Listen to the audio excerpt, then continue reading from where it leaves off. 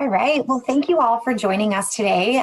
Caroline and I will be speaking to you about mental health and emotional well-being and kind of giving you some tools and tips and tricks to, kind of control your mental health and help you. I know a lot of you are going through some changes as you're getting back to your offices, and the past year has been tough for all of us. So we hope that you take something from our presentation today, and hopefully not just one thing, but a couple of different things. My name's Cecily Adams, and I am the Health Engagement Coordinator for the University of Missouri System. I'm excited to be here. I just started in January, so this is my first time kind of being in front of most of you. So thank you for having us. I'll turn it over to Caroline real quick to do an introduction before we jump into our presentation. Great. Thank you, Cecily. Hi, everyone. My name is Caroline Murphy. I am your nurse liaison with United Healthcare for the University of Missouri System. I assist faculty and staff by finding in-network primary care physicians, specialists, and facilities. We also put on a lot of education. In the past, we were traveling to all 4 campuses to educate members on all the many wonderful United Healthcare clinical programs that are part of your medical benefits. If you have a medical question, a question about a prescription, please feel free to reach out to me anytime. Cecily and I will both have our contact information in this presentation. And if you have any questions throughout, please put them in the chat. Paula will be monitoring the chat. So if you have any questions, let us know. All right, Cecily, back to you. All right. So Paula, if you want to head over to the next slide. We're going to start with a little activity just to get us going. So, before we get started, I just want us to kind of think about our breathing. Breathing is something you've heard about, taking a breather, and sometimes just 5 minutes of deep breathing is enough to ease stress, clear your mind, and reset. So we're going to start not with 5 minutes, but just a couple of minutes here, focusing on our breath. So I'm assuming most of us are sitting, but if you have room to lie down, feel free. But I want you to place one hand on your belly. And here you're going to take a big deep breath in through your nose, filling up your lungs. Focus on really making that hand on your belly rise.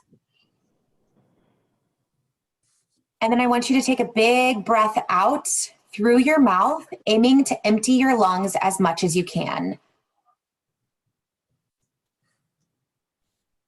You should feel your hand on your belly move in as your abdominal muscles tighten, and then move out. So we're going to continue through this, just taking some deep breaths with ourselves for about the next 45 seconds to 60 seconds. So just inhale in, exhale out through your mouth, feeling your belly rise and your belly fall. So as you're going through these movements, I'm just going to go through a couple of things. So deep breathing gets more air and oxygen into the lungs and can help calm your brain.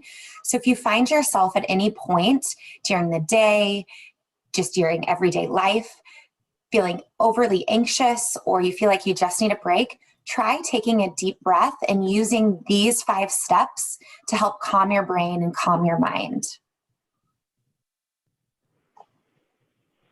Stay here for about 15 more seconds, moving through those breaths, inhaling in, big exhales out, big inhale in, and big exhale out. Great job. If you want to drop in the chat how you feel after participating in that deep breathing exercise, feel free to do so. If not, that's perfectly fine, but maybe reflect on how that made you feel. That was only about 90 seconds of deep breathing. So think about how that can change your mindset if you did that for 3 to 5 minutes, a couple times during your day. So moving on to the next slide, I just kind of want to hit on a couple of our objectives for today. So hopefully during this presentation, you'll find some of the importance of making healthier choices that will help you improve your mental health and your emotional well-being. Specifically, we are going to cover some mental health fast facts and definitions, some common myths associated with mental health, signs of mental health changes, maybe some reasons to seek help, and then finally ways to support your mental health. Moving on to that next slide. So mental health is actually much more common than we think. It is estimated that about 15% 50% of all Americans will be diagnosed with a mental illness or disorder at some point in their life.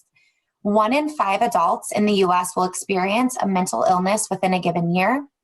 1 in 5 children have currently or had experienced a seriously debilitating mental health illness. So these statistics are very eye-opening, but we raise and we want to make sure that everyone is aware of them so that people know that mental health is something that we are working towards and we all should be working towards to help with our children and with ourselves. All right, we can move on to that next slide. And I just want to clarify some definitions.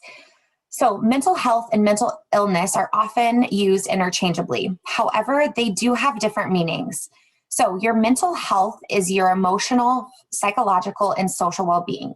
It can affect how you think, how you feel, how you act. It also affects how you manage your stress, how you relate to others, and navigate situations. It can change throughout your lives. And it's super important that mental health is at every stage of our life, from infancy through adulthood. So it's not something we're just focusing now in our adulthood, but something that we should be instilling in our children and our family members throughout our lifetime. So mental illness is a diagnosable health condition in which there are alterations in thinking, in mood, and in behavior. Mental illness is associated with impaired functioning. And so some examples of mental illness include anxiety, depression, postpartum depression, bipolar disorder, schizophrenia. Those are just to name a few of our mental illnesses. Mental illnesses can last for a short time. They can come and go throughout our lives, or they can remain with someone throughout their lifetime. Many individuals are able to recover and or manage their mental illnesses. Let's move on to the next slide, couple more. Oops. Just one more. There we go. So poor mental health affects our relationship with ourselves and others. It impacts our ability to reach our full potential, and it can impair the way we cope with stress. So poor mental health is associated with chronic disease such as diabetes, heart disease, stroke, and certain types of dementia. So all of the things that we're going to talk about today are really to help us improve our mental health and then also keep us from developing these chronic diseases or managing these chronic diseases, because stress can add and impact the way we feel and the way we act. So let's jump in on the next slide to just some myths about mental health. We can click if you want to just one more. Okay, so myth, mental health problems do not affect me. As stated previously, 1 in 5 Americans will experience a mental illness in a given year. Suicide is the 10th leading cause of death in the United States. So yes, that is a myth. It can affect anyone. Another myth, people with mental health problems are violent and unpredictable. Yes, another myth. Mental health problems do not always make people violent or predictable. So you can manage your mental health and manage the violent and outbursts. Most people with mental illnesses are not violent. In fact, only 3 to 5% of violent acts can be attributed to someone diagnosed with serious mental illness. You may know someone who has had mental illness, but do not realize it because many people with mental illnesses are active and engaged in their community. Moving on to the next myth. Personality weakness or character flaws can cause mental health problems. Mental health problems do not signify weakness. Many factors contributing to mental health problems, including biological factors, family history, and life experiences. Mental health problems require evaluation and treatment just like any illness, and people can get better and many do recover. Moving on. Myth, there is no hope for people with mental health problems. Once a family member or friend develops a mental health problem, he or she will never recover. That is false. Per U.S. Department of Health and Human Services, studies show that people with mental health problems can get better and many will recover. There are many treatments and services available to those who have mental health problems. Moving on. Another myth, I cannot do anything for a person with a mental health problem. That is false. Friends and family can have a great impact. They can serve as an empathetic listener, help connect the person to needed services. They can debunk mental health myths and more. The support of friends and family goes a long way in helping with recovery. The next one, it's already up there, is therapy and self-help are a waste of time. Why bother when you can just take a pill? Each individual has unique needs on their treatment path. Medication therapy and self-help all play an important role in mental illness. Many times, a combination of different treatment strategies are utilized to achieve recovery. The next one, prevention doesn't work. It is impossible to prevent mental illness. False. Prevention focuses on identifying risk factors in individuals that may lead to mental health illness. Example of risk factors include life events such as trauma, taking initiative and seeking help for others, for yourself, or advocating for an individual to seek help if mental health changes are noted will improve the quality of life for yourself and that individual. Even if you are unsure if you or a loved one may need help, it is never wrong to seek guidance from a professional. No reason is too small. All right, so let's move on to the next slide and just kind of talk about some signs that you might see with your if mental health is changing. So eating or sleeping too much or too little, having low energy, feeling numb or like nothing matters, having unexplained aches and pains, feeling helpless or hopeless, using substance more than normal, feeling unusually confused, forgetful, on edge, angry, upset, worried, or scared, inability to perform daily tasks, or thoughts of hurting yourself or others. Now, I know as I went through this list, I've experienced some of these myself, and I'm sure as you were hearing them, you've experienced them. So really noticing when or what is triggering these symptoms and how to combat that. So, that deep breathing technique that we used at the beginning, that's a really important way that if we're starting to feel, on edge or angry, taking just 3 to 5 minutes to catch that breath, really focus on deep breathing, clearing your mind are some good ways to help combat some of these. So one thing to really note though, is that each individual is unique in how their manifest changes in their mental health. So, keeping an eye on this for yourself, or if you have a loved one that you're concerned about, is really important so that if you need help or you need your family member to seek support from a professional, you have some ideas of what may be triggering these feelings.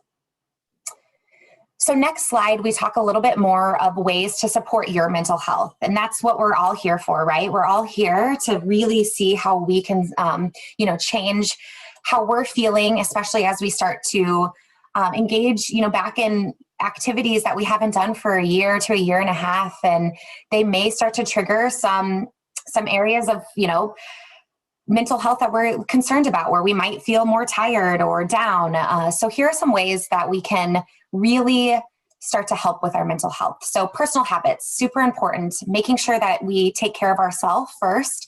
So knowing when we need to take a breather, speaking to your supervisor of maybe a moment where you're too stressed or there's too much stimulation.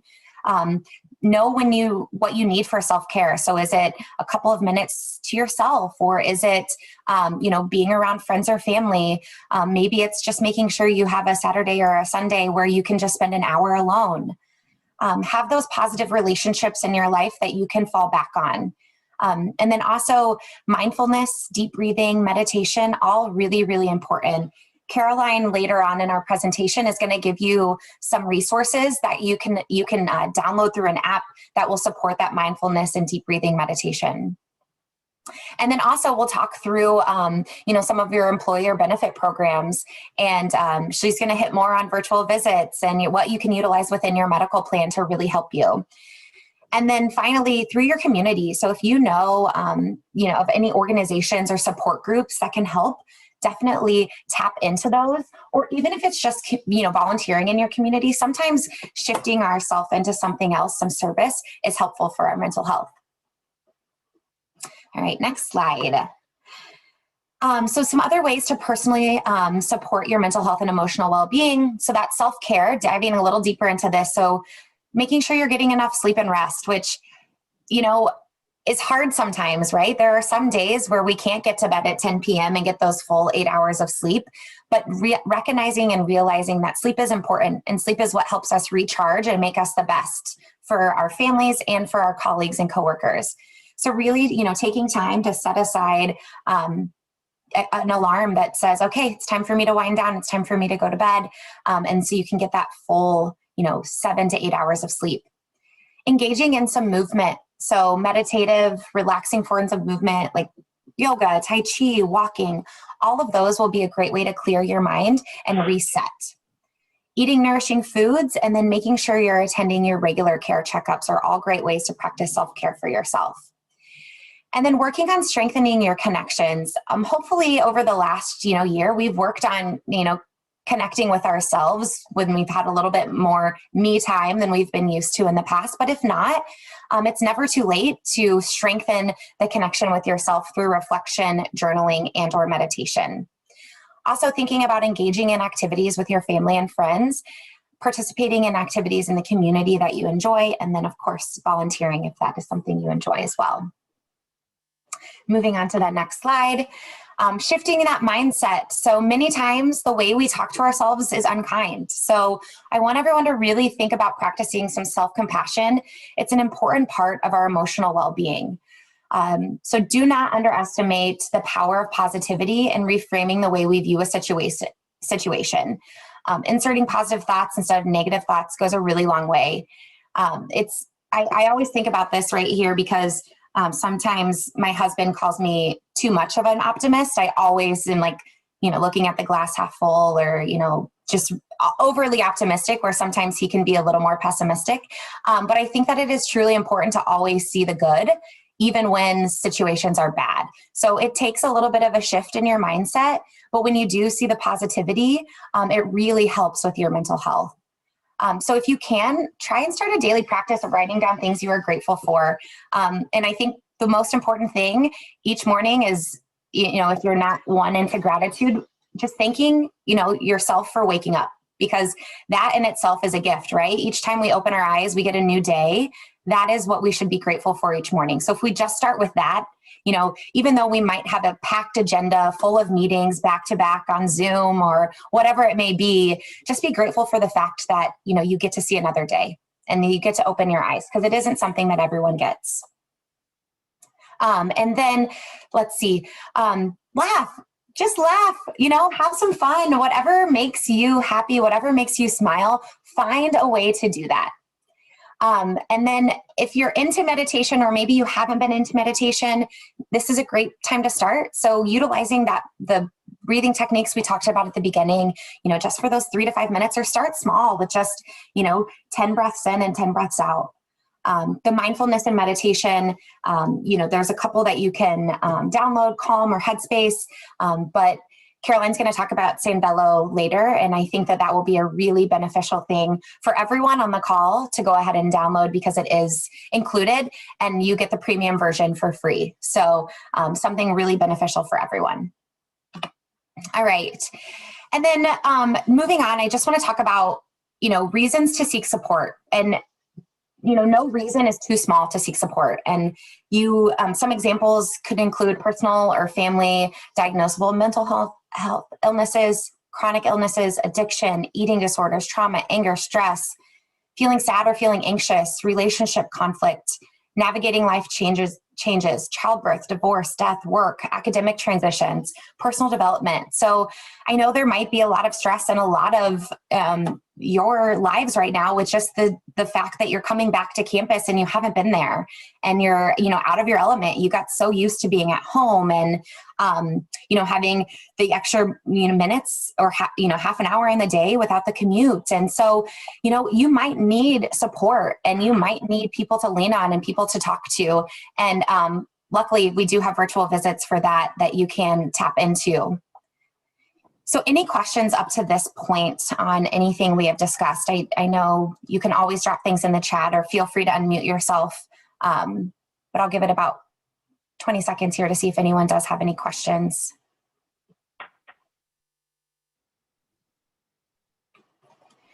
Okay, great. I don't think we do. So we're going to move on to that next slide. And this is where, I talked about, what we can, be grateful for. And right now I want you to, take the next like 60 seconds and just write down 5 things you're grateful for in your life today. I'm going to participate too. I think Caroline is as well. And, it can be just on a scratch sheet of paper. If you've got a Post-it note, though, maybe utilize that Post-it note and put it up somewhere in your office or somewhere, that you're looking at often as a reminder that you have, things that you are grateful for in your life. So when you're feeling stressed or overwhelmed, it can remind you of that joy.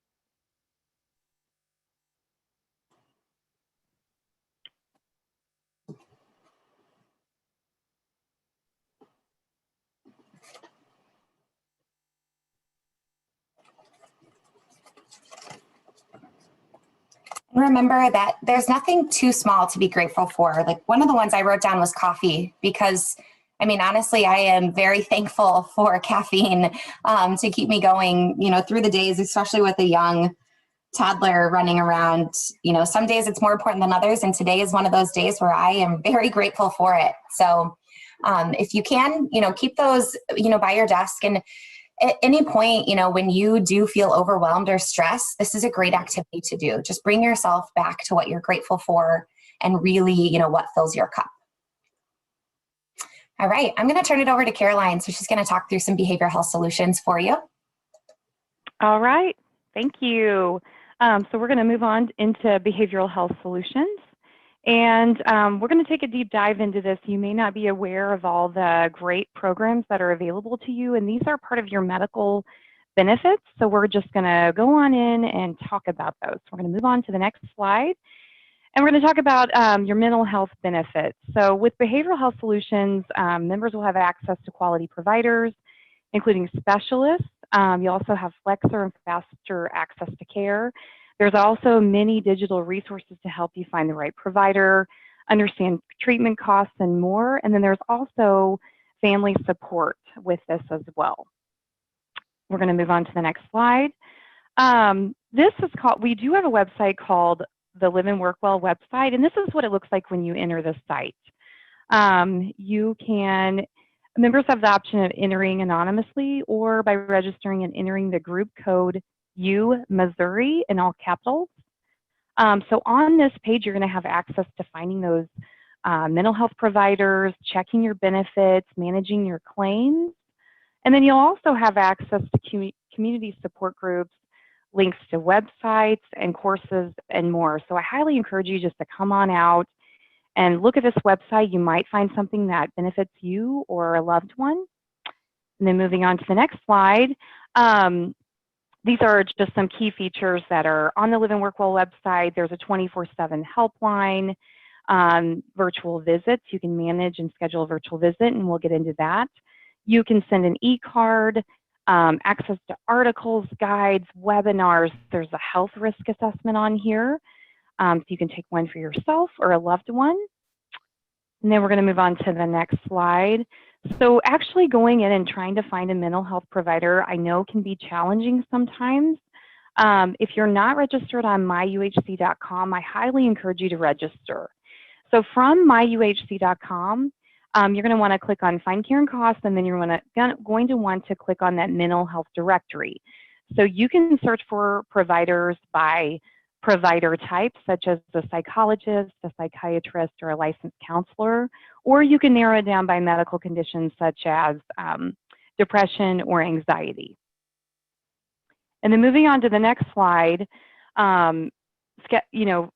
virtual visits are part of your medical benefits, and behavioral virtual visits are part of them as well. So to schedule a virtual visit, we're going to talk about 2 ways that you can go and schedule a virtual visit. You would like I mentioned, you go to myuhc.com. You want to click on that mental health directory, provider type, and then you're going to click on that telemental health provider. And then you're going to call the provider and set up a time to meet. Mental health virtual visits are appropriate for depression, anxiety, ADD, ADHD, mental addiction, excuse me. And we are going to talk about the second way that you can go in. On the next slide, you can actually, if you can't remember, well, what was that website that Caroline talked about? I can't remember. You can access the Live and Work Well website through myuhc.com. So if you click on the tab, Coverage and Benefits, then selecting Mental Health, this will pull up the Live and Work Well website. Just click on that, and it'll pull up that Live and Work Well website page. And then the next slide, you can actually schedule a virtual visit on Live and Work Well. You can find those in-network providers, select the appointment date and time, and then schedule that appointment online. And this is what kind of a breakdown of what it looks like there. And then moving on, we're going to dive into Sanvelo. Sanvelo is a meditation and mindfulness app. It is wonderful. It is free to all university employees, dependents, and spouses that are on the United Healthcare Medical Plan. There is a daily mood tracker. You can check in daily. There's goal setting, so you can track your progress, see where you started and where you're at now. There's interactive guided journeys, techniques and coping skills. And as I mentioned, it's free. And then the next slide, you can upgrade to the Sanvelo Premium. And then there's 3 core components that help develop daily self-care routines. So there's cognitive-based therapy guides, there's those coping tools, and then as I mentioned, those mood tracking and assessments. And this is what it would look like in the Sanvelo app. And then next slide, we do have a substance use disorder helpline. And if you or a loved one is struggling with substance use, we have help available 24/7. And then we have that 1-800 number available. All right, and we're going to move on, and I'm going to turn it back over to Cecily.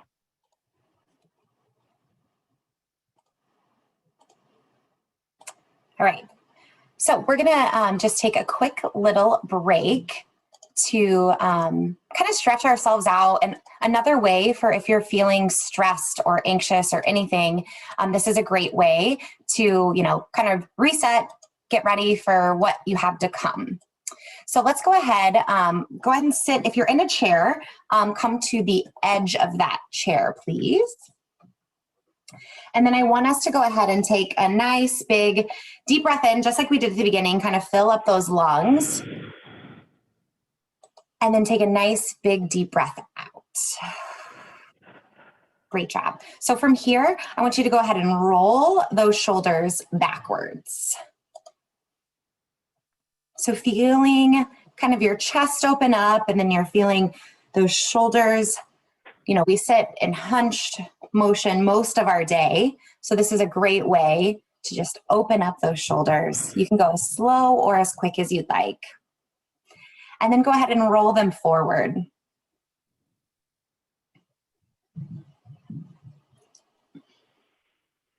All right, and then come back to that central motion. Nice straight spine. I want you to pull that belly button into your spine here. And another big deep breath, inhale. And then a big exhale out. We're going to take that right ear to our right shoulder. We're going to hold it here, and if you want a little extra pull, you can, or you can just leave it how it is. And then you're going to bring that chin right down to your chest. And then you're going to take that left ear over to that left shoulder. So you're going to move through these motions just a couple of times, connecting that breath with the stretch.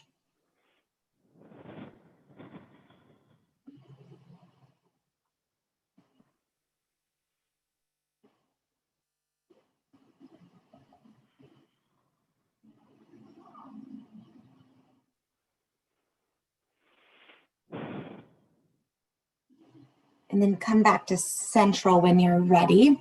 And this time I want you to take that chin up to the ceiling, lengthening out your neck. And we do the same thing. We go first over to that left side, back up through the center, then over to the right. Making sure we're still breathing in through the nose, out through the mouth.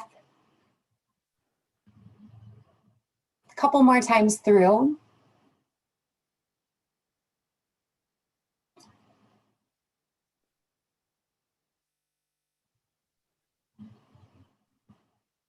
Good, and then bring yourself right back to center.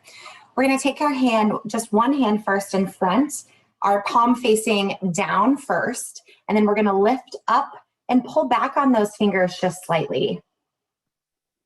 Stretching out the wrists, since we do probably a lot of typing at our desks, this is really important. And then push the hand down and pull back.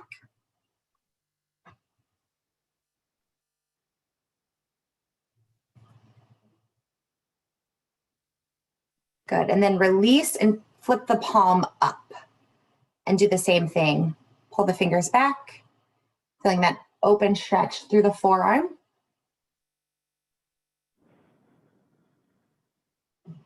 Good, and then release and give me some wrist circles.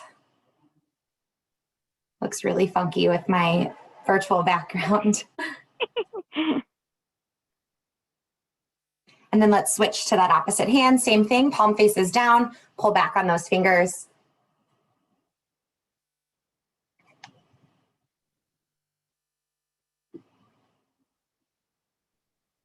Good, drop it down and then pull.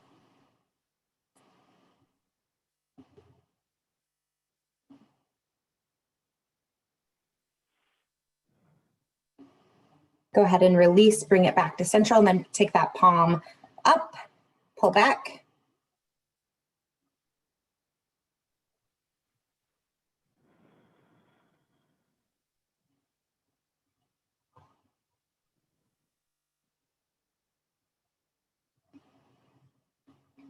Good.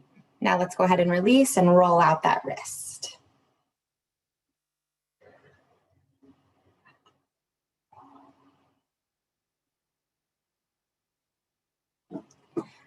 Go ahead and take that hand back onto the stomach. We're going to finish with just one more big deep breath in. Inhale all the way up.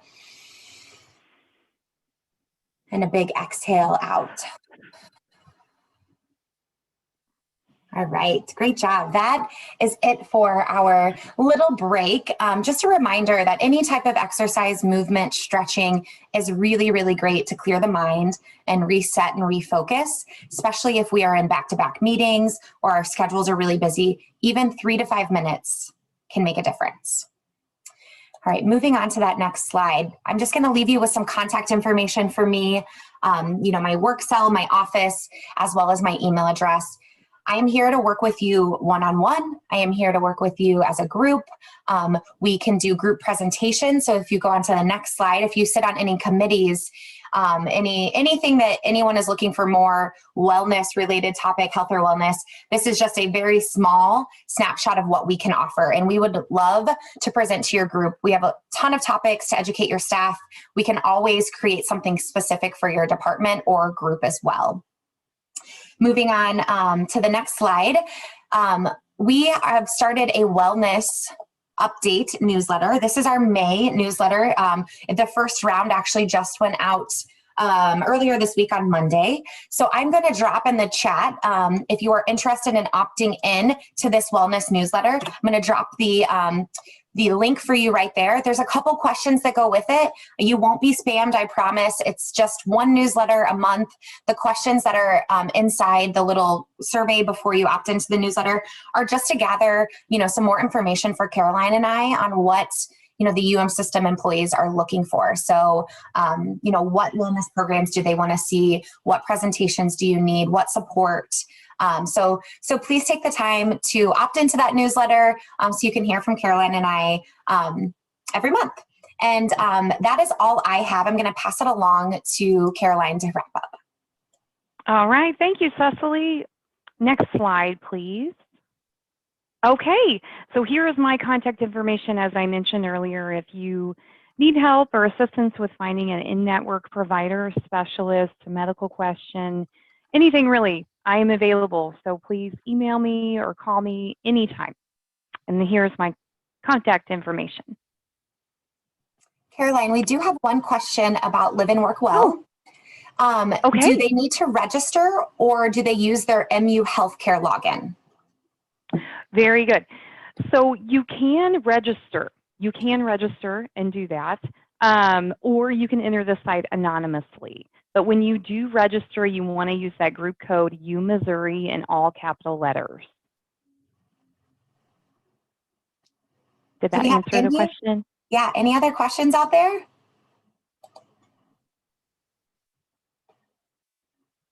No? Well, we hope that you guys took away something from our presentation today, even if it was as small as just the breathing techniques or as large as some of the resources that we have to offer you.